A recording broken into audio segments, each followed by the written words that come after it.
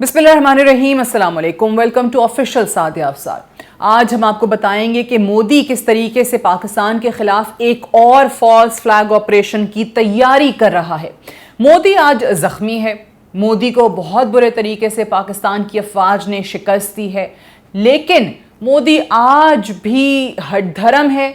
मोदी आज भी अपनी हार तस्लीम करने को आमादा नहीं है।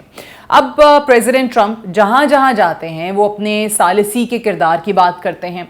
वो ये क्रेडिट लेते हैं कि पाकिस्तान और भारत के दरमियान उन्होंने एक न्यूक्लियर जंग होते होते रुकवा दी। वो पाकिस्तान की भी साथ साथ तारीफ करते हैं। अब नरेंद्र मोदी को पाकिस्तान की तारीफ तो यकीनी तौर पे किसी सूरत पसंद नहीं आ रही, और वो भी उस ट्रंप से जिसको मोदी अपना दोस्त कहा करता था। अब जगह जगह सीज फायर का जिक्र करना, प्रेसिडेंट ट्रंप के इंटरव्यूज़ देख लीजिए, जो मीडिया हेडलाइंस बनती हैं, वो सहाफ़ियों से बात करते हैं, एयरफोर्स वन में हों, किसी भी और जगह पे हों, अपने सोल्जर्स से ख़िताब कर रहे होते हैं, तो वो हमेशा ही क्रेडिट लेते हैं कि उन्होंने सीज़ फायर कराई। अब जो ट्रंप के ये इंटरव्यूज़ हैं, ये मोदी के ज़ख्मों पे नमक छिड़कने का काम कर रहे हैं, और मोदी को किसी सूरत ये चीज़ पसंद नहीं आ रही, बिकॉज उनके जो ज़ख्म लगे हैं, जो पाकिस्तान की अफवाज ने दिए हैं उन्हें, वो ताज़ा हो जाते हैं, और साथ ही साथ उनको शर्मिंदगी का भी सामना करना पड़ रहा है। क्योंकि अगर आप देखें तो इस वक्त पाकिस्तान तो बहुत अरसे से कह रहा है कि आप झूठ बोलते हैं। पाकिस्तान के मीडिया ने आपको बार बार बताया कि मोदी की हुकूमत जो है स्पेशली फॉल्स फ्लैग ऑपरेशंस करवा के, पाकिस्तान पे इल्ज़ाम लगा के, फिर ये जो रिसेंटली हुआ वो ख्वाबों ख्यालों में और उनके मीडिया स्क्रीन्स पे वो तमाम लोग जो हैं वो जंग जीत चुके थे। पाकिस्तानी मीडिया ने बार बार बावर कराया, लेकिन आज पूरी दुनिया इस बात को तस्लीम कर रही है। आज मोदी का सर पूरी दुनिया के सामने झुक चुका है। भारतीय मीडिया बुरे तरीके से एक्सपोज हो चुका है। आप कितने पाकिस्तानी मीडिया चैनल्स को ब्लॉक करेंगे, कितने सोशल मीडिया चैनल्स को ब्लॉक करेंगे। इनफैक्ट ये जो हमारा यूट्यूब चैनल है ऑफिशियल सादिया अफसार, जिस पे हम आपके लिए ये वीडियोस लेकर आते हैं, ये चैनल भी मोदी और उसकी सरकार ने इंडिया में बैन कर रखा है। और हमारे ख़िलाफ़ जो कंप्लेंट्स गई वो क्या थी? वो यही थी कि हम सच बता रहे हैं दुनिया को, और ज़ाहिर है मोदी को कभी भी ये सच वाला जो चेहरा है पसंद नहीं आता, क्योंकि उसने अपनी कौम को, अपने पूरे भारतीयों को वो सिर्फ और सिर्फ झूठ पे हमेशा से रखा है। झूठ की बुनियाद पर सियासत की है, और झूठ की ही बुनियाद पर हमेशा से वोट्स हासिल किए हैं। लेकिन आज आहिस्ता आहिस्ता ये चीज़ पूरी दुनिया के सामने अया हो रही है कि मोदी अब हार चुका है। उनका मीडिया जितना मर्जी कह दे कि जी हम जंग जीत चुके हैं, आज उनका मीडिया इनफैक्ट मोदी से सवाल करता है, अपनी सरकार से सवाल करता है कि जी ये हमारे साथ क्या हुआ है, हमें क्यों कहा गया कि झूठ बोलो, और हमें क्यों इस काम पे लगा दिया गया कि हम जाके तमाम लोगों को बताएं कि भारत ने पाकिस्तान को शिकस्त दे दी और भारत ने जो है वो ये जंग जीत ली है, और हमने बड़ी कोई कामयाब कार्रवाइयाँ की हैं पाकिस्तान के ख़िलाफ़। हालांकि कहीं से भी दूर दूर तक भी इसमें कोई हकीकत नहीं है। फिर दूसरी चीज़ अगर आप देखें, जो मोदी की अपोजिशन पार्टी है वो हमेशा से उन पर तनकीद करते आ रहे हैं, और वो हमेशा ये कहते हैं कि जी आपने बहुत ज़्यादा हेट फैला दिया, आपने बहुत ज़्यादा नफ़रत की सियासत कर दी है। मोदी की हमेशा से पॉलिसीज़ को उन्होंने चैलेंज किया है, क्वेश्चन किया है। तो इस वक्त मोदी की जो अपनी सियासत है, जो लोकल पॉलिटिक्स है, उसको संभालना भी बहुत ज़्यादा मुश्किल होता चला जा रहा है।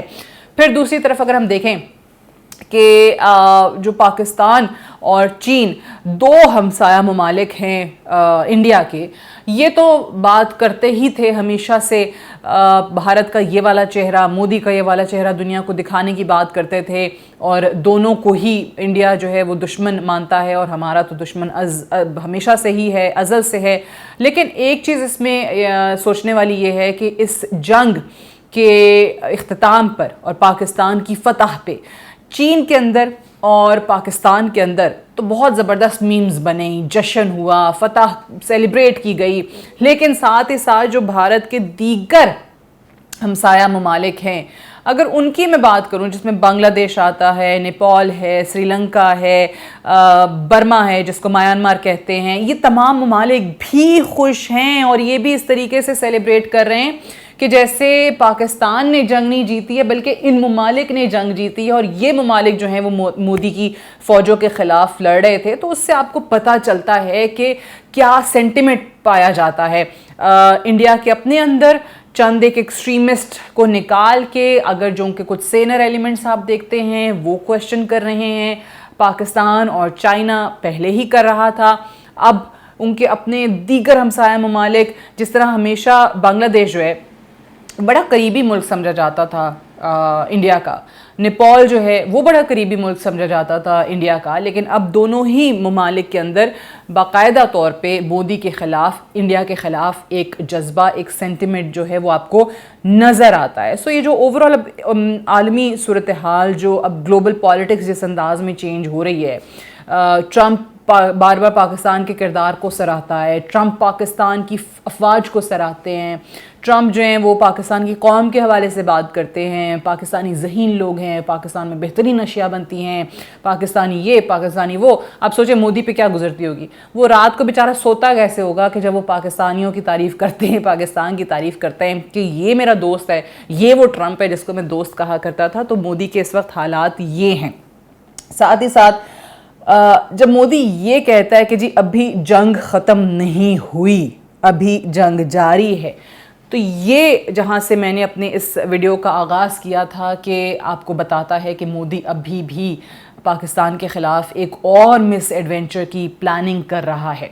अब इसमें भी इंशाल्लाह हमेशा की तरह मोदी को मुंह की ही खानी पड़ेगी, लेकिन मोदी बाज नहीं आया। मोदी के नज़दीक ये जंग अभी भी जारी है और उसको ये नज़र आ रहा है कि अगर ये जंग मैं ना जीता तो मेरी जो 30 साला नफ़रत भरी सियासत है वो ख़त्म हो जाएगी। लेकिन मैं आपको एक बात बहुत वसूख से कह देती हूँ कि इस जंग का इख्तिताम वाकई ही मोदी की सियासत के इख्तिताम के साथ ही होगा। अदरवाइज़ एक ऐसा शख्स जो बहुत शातिर है और जो शातिर बनने में और अपनी चालाकियों में ऐसे उल्टे सीधे काम कर जाता है जो कि एक हद तक तो दुनिया ने बाय किए, लेकिन अब दुनिया की भी बस हो गई है क्योंकि वो चीज़ें इतनी ज़्यादा अया हो गई हैं कि अब वो झूठ सबके सामने आ चुका है।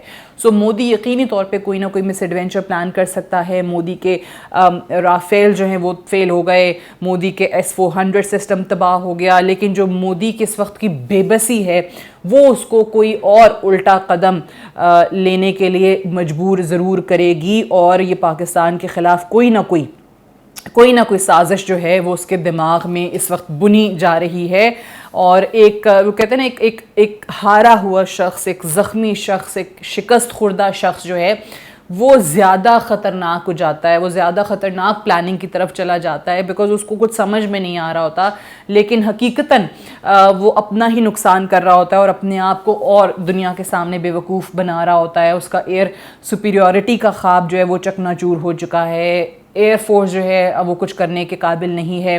भारत की जो ज़मीनी अफवाज है, आर्मी जो है वो कुछ करने के काबिल नहीं है क्योंकि उन्होंने करके देख लिया।